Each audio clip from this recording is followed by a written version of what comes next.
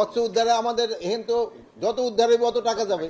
Sir যদি আপনি দুইটা অস্ত্র হাতিয়া ধরেন একটা এলএমজি উঠে দিলে তো একবারই 5 লাখ টাকা পেয়ে যাবে। স্যার চায়না রাইফেলের পরে একটু যদি বলেন চার চায়না রাইফেলের পরে এইগুলি কিন্তু আমার লুট হওয়া অস্ত্র।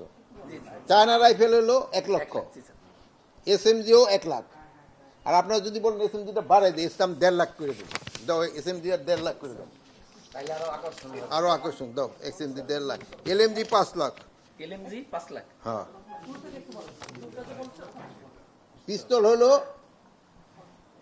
50,000, শর্ট গান 50,000, চাইনিজ রাইফেল যেটা 1 লাখ, এসএমজি 1,50,000, এলএমজি 5 লক্ষ, আর গুলি প্রতিটি হলো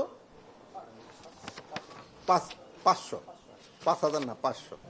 আর এই তথ্যগুলি আপনারা যদি জানান, এগুলি কিন্তু গোপন রাখা হবে যেন কেউ না জানতে পারে। আর কতগুলি হারানো হয়েছে আমি কিন্তু এর আগে আপনি গতবারের স্টেটমেন্টে এটা বলে গেছি, ওটা একটু দেখেন, আবার বলা যাবে না বারবার, ভাই বুড়া মানুষ বারবার এত কথা কয়েন না। নেক্সট হলো আমাদের রিক্রুটমেন্ট। এখন একটু প্রচুর পরিমাণ রিক্রুটমেন্ট হচ্ছে। এই রিক্রুটমেন্টের ক্ষেত্রে আপনারা বলতেন যে আমাদের ক্ষেত্রে দুইটা বাণিজ্য, আমরা বড় বাণিজ্য, একটা হলো ভর্তি বাণিজ্য আর একটা হলো পোস্টিং বাণিজ্য।